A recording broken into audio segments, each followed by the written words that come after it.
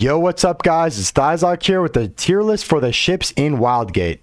A little disclaimer, this is my personal opinion and my opinion might change as I play the game more and learn new information, or if they change the ships, buff them, nerf them, or whatever else that they could do to the ships. If you guys want to stay updated on my thoughts, tune into the stream at twitch.tv/Thyzok_ or click on the link below. If you guys agree or disagree with me, tell me why in the comments. Let's get started. We're going to talk first about the privateer, and without beating around the bush, we're going to put it in the lowest tier, B. And there's a couple reasons why. So when you first read this, 100 health, that's not bad. It's the second most. 6 turrets in the forward deck. Now this is bait, because when you're reading that and you think 6 turrets in the front, like you can't actually shoot the ships in front of you with all 6 turrets. As you can see here, there's 2 in the front, and that's what you can shoot forward with, right? And then the other 4 are like the sides. Now the advantage that this has is you can swap cannons very fast, right? So if you're like moving around a ship or they're driving by you and you're using the front right cannon, you can immediately swap to the other cannon instantly. The next thing is the projectile fires at 2 times velocity. Now that is decent, especially if they're further away. It's a lot easier to hit, but I also think it's kind of a crutch for like people that aren't as attuned for aiming the cannons properly, because the skilled players can still hit from far distances depending on what cannons they're using. And also, if you get used to that, projectile velocity, in my opinion, might mess with your aim on other ships. The other reason I put this ship in the lower tier is because of the boarding status of it. It's easier to board than most ships because it has 2 top entry points as well as the 2 entries on the back. Also, you can go through about half the windows if you break them. So these like middle ones here, the top ones, the driver one. So yeah, I basically think in conclusion that puts this as one of the lower tier ships. And yeah, let's move on. The next ship we're going to talk about is the Hunter, and I think it's better than the Privateer. I'm going to put it in A. One good thing it has to it is 3 cannons in the front, which is very powerful in your head-to-head fight, and a lot of people like to play like that. You shoot them and they're like, okay, they accept the challenge, they spin around, and you're in a head-to-head fight.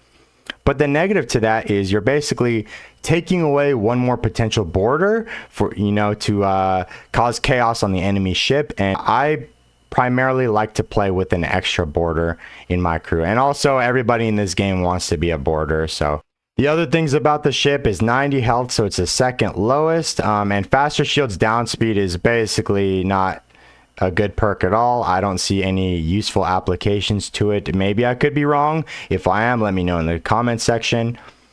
So that's pretty much wraps up this ship. The next ship is the Bastion. Now this ship I'm going to put in front of the Hunter. They're pretty close, but again, one more boarder. It has more health, 130, which is insane.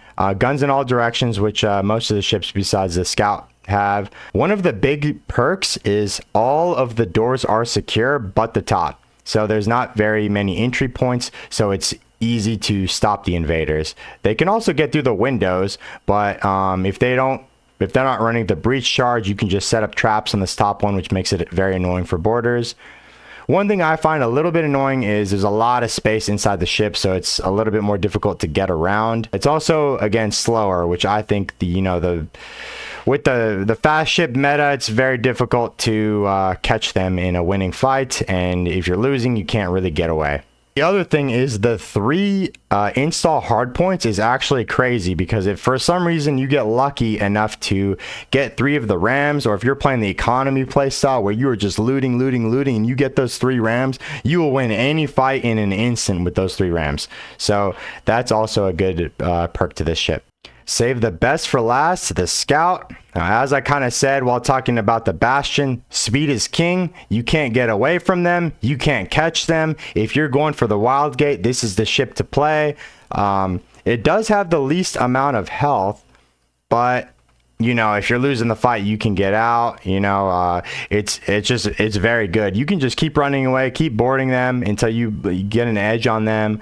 It just feels so powerful. Now there are weaknesses to this ship. For example, there are no side turrets, and then also the back is completely exposed. So your hard points here are very easy to steal, as well as the back cannon. So I like get nervous putting the entropy cannon back here, or putting like very useful gadgets on these hard points. But you know, it's a little bit of a higher skill cap, I would think. And also the other thing is the inside of the ship is very simplified and small, so it's easy to kind of go against borders, and it's very like simple to navigate around the ship. So I also think that's like really nice. So here we have the finalized tier list. This is my opinion. My opinion is subject to change. Let me know what you guys think in the comments. If you want to stay updated, tune into my stream at twitch.tv/Thyzok_. Hope to see you guys there. Peace.